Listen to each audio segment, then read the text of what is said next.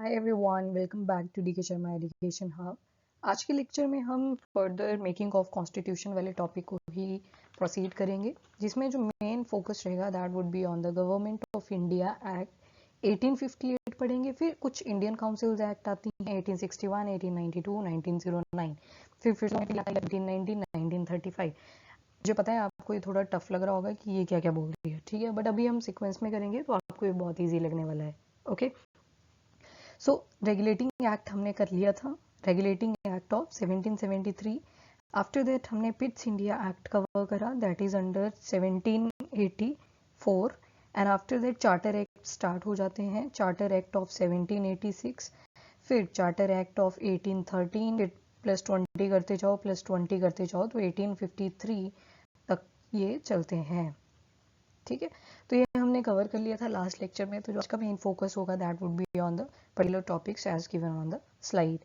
सो lecture फिर से board की फॉर्म में रहेगा, इसमें कोई पीपीटी की ज़रूरत नहीं है। आई थिंक पॉलिटी में पीपीटी कैसे बनेगी, ठीक है, इसमें समझाना ज़रूरी होता है। सो हैंस बोर्ड की फॉर्म में ये बेटर रहेगा।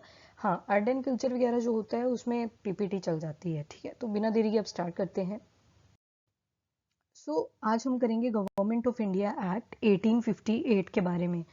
अब देखो 1858 है तो 1857 में एक बहुत बड़ा इवेंट होता है, आपको पता है, फर्स्ट रिवोल्ट ऑफ 1857 जिसको बोलते हैं, क्या कहते हैं, ये नोट सकते हो आप, रिवोल्ट ऑफ 1857। अब जैसे ही रिवोल्ट होता है 1857 का, तो 1858 में क्या होता है कि जो ईस्ट इंडिया कंपनी का रूल था वो पूरी तरह से खत्म हो जाता है। पहले तो सिर्फ इनका जो कमर्शियल काम था वो खत्म हुआ, अब पूरे ईस्ट इंडिया कंपनी का रूल ही खत्म हो गया। तो किसी ना किसी ने रिप्लेस भी किया, तो किसने रिप्लेस कर लिया? British crown. ब्रिटिश क्राउन ने इनको रिप्लेस कर दिया।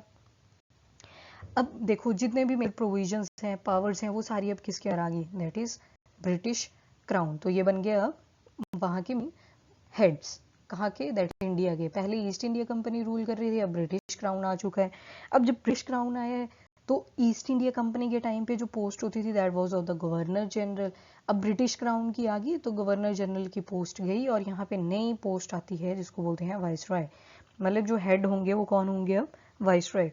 और यहीं के साथ जो फर्स्ट वाइसरॉय बनते हैं तो वो कौन बन जाते हैं? Lord Canning. ठीक है, ये बनते हैं first viceroy of India under the government of India act 1858। साथ ही साथ ये तो हो गया बेसिक कि ठीक है ईस्ट इंडिया कंपनी खत्म होती है अब पूरी तरह से, और किसका रूल आ गया? ब्रिटिश क्राउन का। तो ब्रिटिश क्राउन के हेड गवर्नर जनरल ना हो के कौन आ गए? वाइसरॉय। ये वेरी इंपॉर्टेंट पॉइंट है। पहले हमने देखा था सिर्फ गवर्नर हुआ करते थे। फर्स्ट गवर्नर ऑफ बंगाल हमने देखे थे, लॉर्ड वेरेन हेस्टिंग। फिर बाद थोड़े टाइम के बाद क्या हुआ? गवर्नर जनरल की पोस्ट आ गई, और वो भी कहाँ की? इंडिया की। तो इंडिया लेवल पे कौन बने थे? Lord William Bentinck, that was under the charter act of 1833। तो अब जाके गवर्नमेंट ऑफ इंडिया एक्ट 1858 में क्या आ जाती है? किसकी पोजीशन आ जाती है? वाइसरॉय की। सो एक छोटा सा रिवीजन करेंगे यहाँ पे। पहले हमने किया रेगुलेटिंग एक्ट ऑफ 1773। यहाँ पे क्या था? गवर्नर जनरल ऑफ बंगाल थे, जीजी ऑफ बंगाल, जो कौन थे? वेरेन हेस्टिंग। फिर पिट्स इंडिया एक्ट आया, फिर चार्टर एक्ट ऑफ 1813 आया, फिर आता है आपका charter act of 1833। Charter act of 1833 के तहत क्या होता है आपका? गवर्नर जनरल ऑफ बंगाल से क्या चेंज हो जाता है? Governor general of India. अब ना सिर्फ बंगाल का पर पूरे इंडिया का बन गया। तो वो कौन थे? Lord William Bentinck. अब हम आ चुके हैं गवर्नमेंट ऑफ इंडिया एक्ट 1858। 1858 में हम देखते हैं कि जो गवर्नर जनरल की पोस्ट थी वो खत्म हो चुकी है, और किसकी आ गई अब?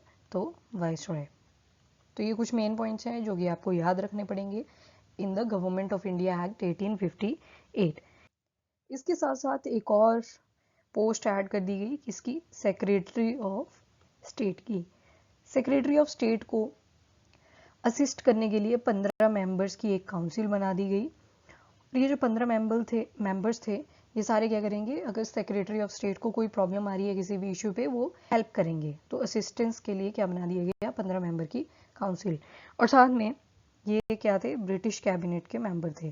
ब्रिटिश कैबिनेट के मेंबर थे, मतलब ये क्या करेंगे? सारी की सारी इन्फॉर्मेशन किसको देंगे जाके? जो ब्रिटिश पार्लियामेंट है। तो वहाँ पे ये सारी मशवरा करेंगे कि क्या चल रहा है कहाँ पे। तो वो किसके अंडर था? That was under the secretary of state. तो ये कुछ मेन पॉइंट्स हैं that you have to remember under the government of India act 1858। अब चलते हैं नेक्स्ट पे, that is the Indian councils act 1861। अब नेक्स्ट जो एक्ट आती है that is the Indian council act 1861। तो एक फटाफट से रिवीजन कर लेते हैं ताकि याद रहें सारे ईयर्स। रेगुलेटिंग एक्ट कब आई? 1773। पिट्स इंडिया एक्ट आती है आपकी 1784। आफ्टर दैट चार्टर एक्ट्स आती हैं पूरी 4 1786 में। फिर चार्टर एक्ट 1813 याद रखना है, फिर 2020 ऐड करते चलो, 1830 एंड 1853। चार्टर एक्ट के बाद हमने देखा गवर्नमेंट ऑफ इंडिया एक्ट कब आया? 1858। अब जो फोकस है that is on the Indian council act that is in 1861। अब इंडियन काउंसिल एक्ट जो 1861 में आती है इसमें भी बहुत ज़्यादा इंपॉर्टेंट स्टेप्स लिए गए। जो फर्स्ट था, अब हमने देखा था कि सारी की सारी पावर स्टार्टिंग में किसको दे दी गई? कोलकाता को। तो जबकि कितनी रेजिडेंसीज हुआ करती थी? 3। बट सारी मोनोटनी कहाँ पे चली गई, सारी मोनोपली कहाँ पे चली गई थी? That is on the Kolkata, क्योंकि यहाँ पे रिसोर्सेज काफ़ी ज़्यादा हैं इस एरिया में। बट 2 रेजिडेंसीज और थी, एक थी आपकी मद्रास और एक थी आपकी बॉम्बे। अब आपके जो इंडियन काउंसिल एक्ट 1861 की बात करें तो यहाँ पे सारी की सारी जो ये पावर थी बॉम्बे और मद्रास के पास, इनकी जो पावर्स थी उनको दोबारा से रिस्टोर कर दिया गया। और कौन सी powers? That is legislative powers. ठीक है, अब ये खुद यहाँ पे अपने लॉज जो हैं वो ऑथराइज कर सकते हैं, इनको बार बार परमिशन लेने की ज़रूरत नहीं रही। ठीक है, ये मतलब एक तरह से हॉलिस्टिक अप्रोच बना दी गई, ब्रॉड अप्रोच बना दी गई ताकि काम जो है वो और इजीली हो सके। फर्स्ट स्टेप तो ये लिया गया। और जो सेकेंड स्टेप था यहाँ पे दैट वाज कि जो गवर्नर जनरल थे उनको एब्सोल्यूट वीटो पावर दे दी गई। एब्सोल्यूट वीटो पावर का मतलब है अब ये अपने ऑर्डिनेंसेस को प्रमलगेट कर सकते हैं। आप देखते हो ना, जैसे अंडर आर्टिकल 123 भी देखें आज अगर हम, तो अंडर आर्टिकल 123 में क्या होता है? 3 सेशंस होते हैं, budget session, monsoon session and winter session. पर बीच में क्या आती है? एक ब्रेक आती है जिनको बोलते हैं रिसेस पीरियड। ठीक है, तो रिसेस के टाइम पे प्रेसिडेंट क्या करते हैं? अंडर आर्टिकल 123 ऑर्डिनेंसेस इशू करते हैं। ठीक है, तो सिर्फ कब होता है वो? रिसेस के टाइम पीरियड में। तो उसी तरह से उस टाइम पे इंडियन काउंसिल एक्ट 1861 के तहत क्या अलाउ कर दिया गया? ऑर्डिनेंसेस को अलाउ कर दिया, जैसे आज का आर्टिकल नंबर 123 है। तो ये जो ऑर्डिनेंस होते थे ये कितने टाइम के लिए वायबल थे? That is for the 6 months. ठीक है, दूसरा मेन जो स्टेप रहा वो ये था कि जो एब्सोल्यूट वीटो पावर थी वो अलाउ कर दी गई। और जो वाइस रॉय हुआ करता था उनको पावर दे दी गई कि वो जितने भी लॉज बना सकते हैं related to the rules and orders, ताकि जितना भी बिजनेस रिलेटेड काम है वो पूरे एफिशिएंट तरीके से हो सके। तो जितना भी बिजनेस से रिलेटेड रूल्स हैं, ऑर्डर्स हैं, वो सारा काम किसको दे दिया गया? टू द वाइस रॉय, कि वो अपने तरीके से बना सकते हैं जो उनको कन्वीनियंट लगे। तो लॉर्ड कैनिंग थे, लॉर्ड कैनिंग ने उस टाइम पे एक सिस्टम इंट्रोड्यूस कर दिया और उस सिस्टम का नाम था पोर्टफोलियो सिस्टम। और जो पोर्टफोलियो सिस्टम था, इसी सिस्टम की वजह से आज हम एक और सिस्टम पढ़ते हैं that is your cabinet system.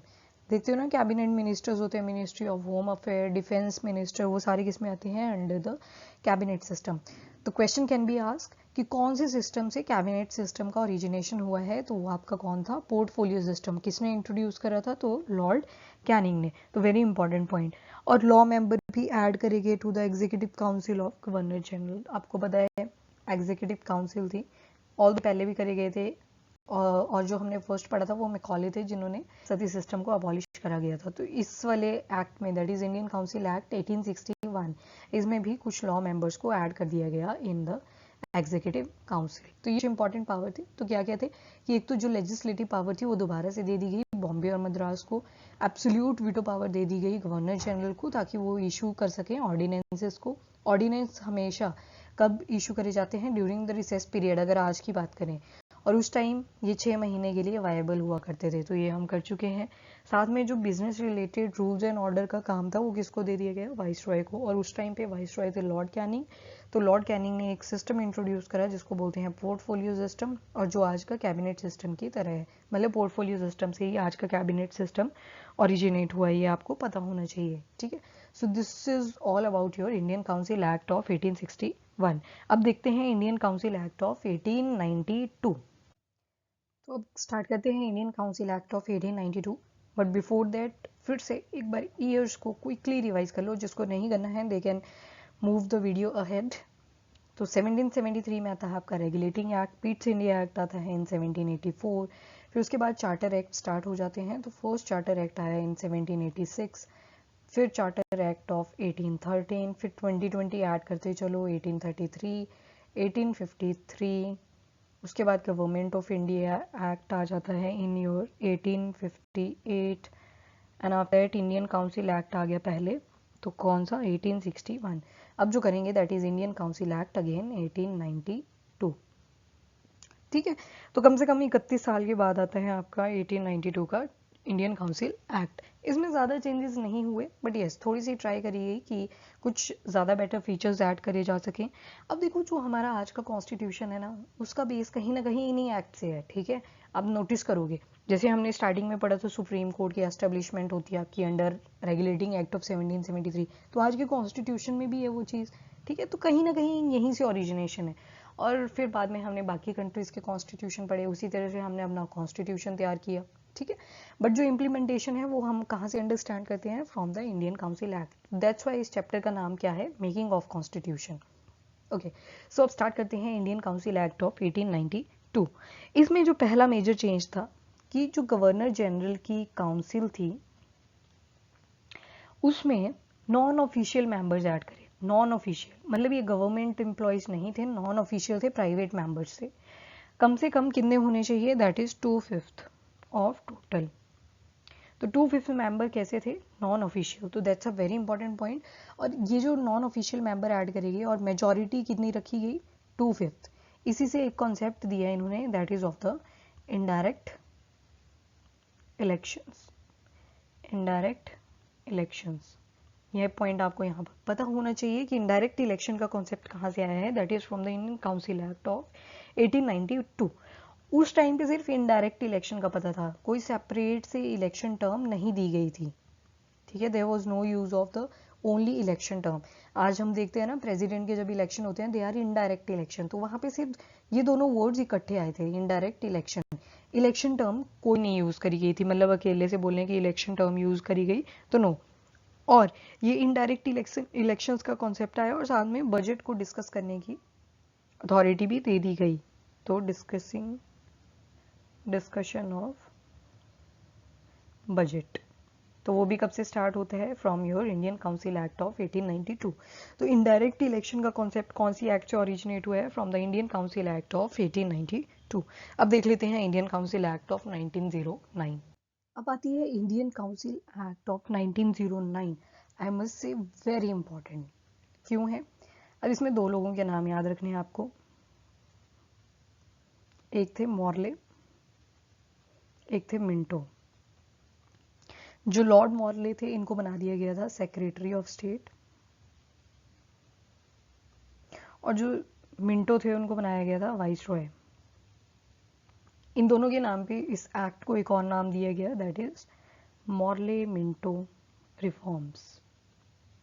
काफी सारे चेंजेस करे गए, इंपॉर्टेंट चेंजेस करे गए, तो इनके नाम पे ही क्या पड़ गया, मॉर्ले मिंटो रिफॉर्म्स। तो कुछ फीचर्स थे उनको देखना बहुत ज़रूरी हो जाता है, और मैं फिर से बोल रही हूँ बहुत इंपॉर्टेंट है ये, तो ध्यान से सुनना है।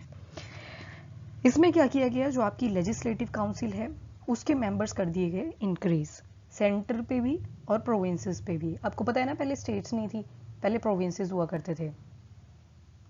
ओके, तो यहाँ पे जितने भी मेंबर्स थे legislative council as well as of centre as well as provinces, दोनों के इंक्रीज कर दिए गए। और जो गवर्नर जनरल की काउंसिल थी उसमें भी मेंबर्स को इंक्रीज कर दिया गया, कितने से, 16 से लेके सीधा 60। नंबर याद रखना इजी, आई थिंक 16 से डायरेक्ट 60, तो इतना ज़्यादा नंबर इंक्रीज कर दिया गया। दूसरा पॉइंट, तीसरा पॉइंट, इसमें सेपरेट इलेक्टोरेट दिया गया किसको, मुस्लिम्स के लिए। ये देखो यहाँ से हिंदू मुस्लिम की लड़ाई शुरू होगी। अब मुस्लिम्स के लिए बोला कि आप अलग से अपने आप को रिप्रेजेंट करो। ठीक है, तो एक तरह से कम्युनल रिप्रेजेंटेशन थी ये। कैसी, कम्युनल रिप्रेजेंटेशन, कि आप अपने धर्म के बेसिस पे आप इनको सेपरेट कर रहे हो, तो सेपरेट इलेक्टोरेट दे दिया गया मुस्लिम्स के लिए। जो इलेक्शंस थे इंडिया में इंट्रोड्यूस करे गए for the first time, Indian council act of 1909। तो इलेक्शंस इंट्रोड्यूस कर दिए गए। अब यहाँ पे इलेक्शन बोला है, ठीक है। पहले हमने क्या देखा इंडियन काउंसिल एक्ट 1892 में, उसमें इनडायरेक्ट इलेक्शन का कॉन्सेप्ट था। बट अभी इंडियन काउंसिल एक्ट 1909 की बात करें तो यहाँ पे किस चीज़ का कॉन्सेप्ट आ गया, that is of the elections. So very important point, ये आपको यहाँ पे याद रखना पड़ेगा। अब पहले क्या हुआ करता था, जो एग्जीक्यूटिव काउंसिल थी वो किसकी थी, सिर्फ ब्रिटिशर्स की। अब यहाँ पे इंडियंस को भी ऐड कर दिया गया, ठीक है। काफ़ी ज़्यादा चेंजेस हुए इसमें, तभी ये इंपॉर्टेंट है act, that is Indian council act of 1909। जो सत्येंद्र प्रसाद सिन्हा थे वो फर्स्ट इंडियन मेंबर बनते हैं जो कि वाइसरॉय की एग्जीक्यूटिव काउंसिल को ज्वाइन करते हैं। तो मैं ये भी लिख ही देती हूँ नेक्स्ट स्लाइड पे, ये नाम इंपॉर्टेंट हो जाता है। सत्येंद्र, सत्तू भी थे ना, वो मूवी थी कौन सी, शादी में जरूर आना, सत्येंद्र प्रसाद सिन्हा। तो ये फर्स्ट मेंबर बनते हैं जो कि ब्रिटिश काउंसिल में ऐड हुए एज अ इंडियन। वाइसरॉय की एग्जीक्यूटिव काउंसिल में जो फर्स्ट इंडियन ऐड हुए वो कौन थे, सत्येंद्र प्रसाद सिन्हा। अब यहाँ पे जो काउंसिल थी ना, उसमें एक राइट दे दिया गया कि बजट तो डिस्कस होगा, बजट तो डिस्कस होगा, वो तो पिछली एक्ट में भी बोल दिया, यहाँ भी बोल रहा कि ठीक है बजट तो डिस्कस होगा, पर यहाँ पे सप्लीमेंट्री क्वेश्चन पूछे जा सकते हैं। कैसे, सप्लीमेंट्री क्वेश्चन पढ़ते हैं ना हम आज भी कि एक क्वेश्चन आर होता है, एक जीरो आर होता है और फिर एक जिसमें मुद्दे रखे जाते हैं। और वहां पे देखे थे स्टार्ट क्वेश्चन होते हैं, अनस्टार्ट क्वेश्चन होते हैं, कुछ क्वेश्चन ओरल होते हैं जो कि फर्दर सप्लीमेंट्री क्वेश्चन से फॉलो कर सकते हैं। तो इंडियन काउंसिल एक्ट ऑफ 1909 में भी सप्लीमेंट्री क्वेश्चंस का कॉन्सेप्ट था। और साथ में सप्लीमेंट्री क्वेश्चन तो पूछ सकते हैं पर इनको राइट टू वोट नहीं होगा, ठीक है। किसी भी लॉ को पास करने के लिए वोट्स होते हैं, उनको वोटिंग का अलाउड नहीं होता था।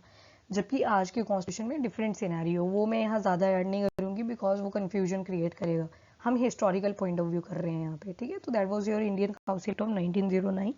मॉर्ले और मिंटो थे। Morley was considered as the secretary of state, Minto was viceroy. दोनों ने रिफॉर्म्स करे तो नाम पड़ गया Morley Minto reforms. Legislative council थी सेंटर और प्रोविंसेस में, दोनों की जो मेंबर्स की सीट थी वो इंक्रीज कर दी गई। वैसे ही गवर्नर जनरल काउंसिल थी, उन्होंने भी क्या किया, मेंबर्स का नंबर फ्रॉम 16 to 60 इंक्रीज कर दिया। तो इस तरह से फिर सेपरेट इलेक्टोरेट दे दिया गया किसको, to the Muslim communities, communal representation के लिए। साथ में इलेक्शंस होते हैं, फर्स्ट टाइम हुए इंडिया में under the Indian council act of 1909। Budget को इंट्रोड्यूस तो किया और बजट में क्वेश्चन भी अलाउड कर दिए गए कि सप्लीमेंट्री क्वेश्चन पूछे जा सकते हैं। उसके साथ साथ एक और इम्पॉर्टेंट पॉइंट था कि एग्जीक्यूटिव काउंसिल में इंडियंस को भी ऐड कर दिया गया। पहले सिर्फ ब्रिटिशर्स ऐड थे, अब इंडियंस भी ऐड थे। और जो फर्स्ट मेंबर थे इंडियन वो कौन थे, Satyendra Prasad Sinha. So that's your Indian council act of 1909। अब गवर्नमेंट ऑफ इंडिया एक्ट बसते हैं 1919 और 1935, वो करेंगे हम नेक्स्ट लेक्चर में। अभी के लिए इतना ही, till then bye bye, take care, thank you and have a nice day.